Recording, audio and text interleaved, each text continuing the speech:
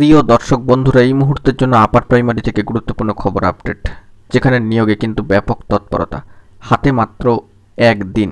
প্রমাণসহ সবটা দেখে নিন। কমিশনের তথ্যাদি আর্জেন্ট ভিত্তিতে কিন্তু উঠে আসছে। তো এই ভিডিওতে সবটা তুলে ধরছি, ভিডিওটিকে শেষ পর্যন্ত দেখবেন, কোনোভাবে স্কিপ করবেন না। অতি অবশ্যই চ্যানেলটিকে সাবস্ক্রাইব করে নিয়ে সঙ্গে থাকবেন। চলুন কথাবার্তা না বাড়িয়ে আমরা মূল টপিকটাতেই ফোকাস করি।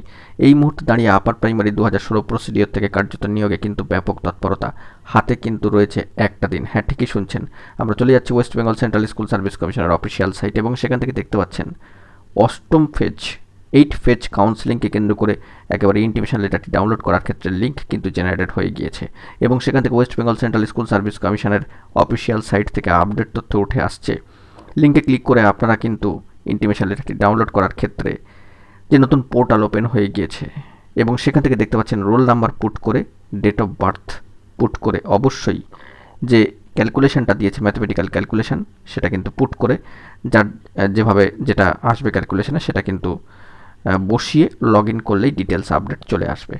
তো 8 ফেজ কাউন্সেলিংকে কেন্দ্র করে ফের আরও এক দফা নিয়োগকে কেন্দ্র করে জোরালো ব্যাপক তৎপরতা কিন্তু শুরু হয়ে গেল কমিশনের সাইটে, এবং এই বিষয়ে West Bengal central school service কমিশনের যে পদক্ষেপ তাকে কিন্তু ধন্যবাদ, কৃতজ্ঞতা অবশ্যই কুর্নিশ কিন্তু জানাতেই হচ্ছে।